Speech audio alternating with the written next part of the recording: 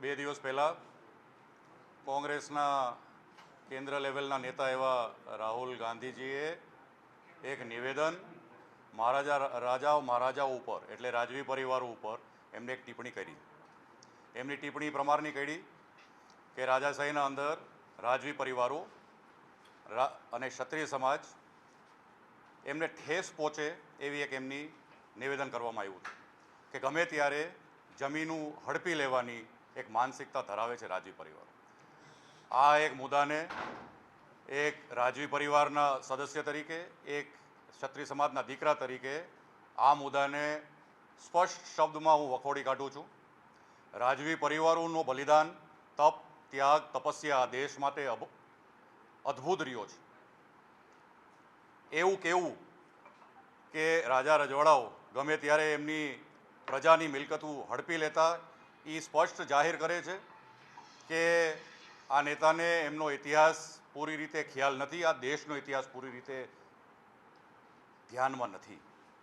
રાજા રજવાડાઓનો, રાજવીઓનો અને પ્રજાનો જે એક અતૂટ નાતો જે હતો, જે નજીકનો જે સંબંધ હતો, સતત ચિંતા કરતા એમના પ્રજા માટે એવા રાજવીઓ કોઈ દિવસ એમના પ્રજાને કોઈ પણ નુકસાની થાય એવું કોઈ દિવસ ન કરતા. ક્ષત્રિય સમાજ, રાજવી પરિવારો 18 વર્ષને ભેગા લઈને ચાલતા અને 18 વર્ષને ભેગા લઈ અને એમનું શાસન અને વહીવટીતંત્ર એ જમાનામાં ચલાવતા. આગળ આવતા જ્યારે 47માં લોકશાહીનો સમય આવ્યો ત્યારે આ દેશના અંદર, દુનિયાના અંદર નહીં બનાવ બન્યો હોય એ પ્રકારનો બનાવ બન્યો કે જ્યારે 562 રજવાડાઓએ દેશ હિત માટે લોકશાહીના પર્વમાં જોડાણા અને એમનું પોતાનું સર્વે દેશને અર્પિત કરી દીધું. આ ઇતિહાસ રાજવી પરિવારો અને ક્ષત્રિય સમાજનો રહ્યો છે. જો કોંગ્રેસના નેતાને હું આ તબક્કે ધ્યાન ઉપર મૂકવા માગું છું કે જો ઇતિહાસને આપને ધ્યાન ન હોય તો આવા સ્ટેટમેન્ટ આપ ન મૂકો. મારે આ તબક્કે કોંગ્રેસ પાર્ટીને પણ એમની શું આ ટિપ્પણી ઉપર એમનું ઓફિશિયલ લાઇન શું છે એ એમને પણ મારે એક પ્રશ્ન પૂછવો છે કે કોંગ્રેસ પાર્ટી આ મુદ્દા સાથે સહમત છે તો એક સ્પષ્ટીકરણ કરે. કોંગ્રેસ સરકારે ભૂગોળના અંદર રાજવી પરિવારો અને ક્ષત્રિય સમાજને ટાર્ગેટ કરેલા છે. 47 પછી જે લેખિતમાં જે વચનો દીધેલા હતા, જ્યારે સર્વા રાજ સોંપાઈ ગયા ત્યારે જે અમુક વચનો દીધેલા હતા કોંગ્રેસ પાર્ટીએ, એ આવનારા સમયના અંદર કોંગ્રેસ પાર્ટી એમાંથી એક એક કરીને પાછી નીકળી ગઈ.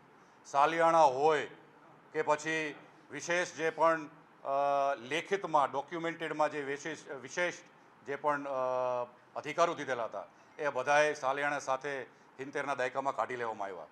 ટોચ મર્યાદા જેવા, ગળખેડ જેવા નિયમ રાજવી પરિવારોને અને ક્ષત્રિય સમાજને ટાર્ગેટ કરવા માટે આવ્યા હતા. તો એ પ્રકારની જ્યારે કોંગ્રેસનો ઇતિહાસ હોય, આઝાદી અને ઇમરજન્સી સમયમાં પણ કેટલા બધા રાજવીઓને જેલ હવાલે કર્યા હતા, એ પણ આપણે તો કોઈથી ભૂલાતું નથી. એવા સમયના અંદર અત્યારના સમયના અંદર આ સ્ટેટમેન્ટ જે મૂકવામાં આવે છે એ કોંગ્રેસની એક સ્પષ્ટતા દેખાય છે કે એમને રાજવી પરિવારો માટે અને ક્ષત્રિય સમાજ માટે કઈ પ્રકારની માનસિકતા એમની છે એ સ્પષ્ટ થાય છે.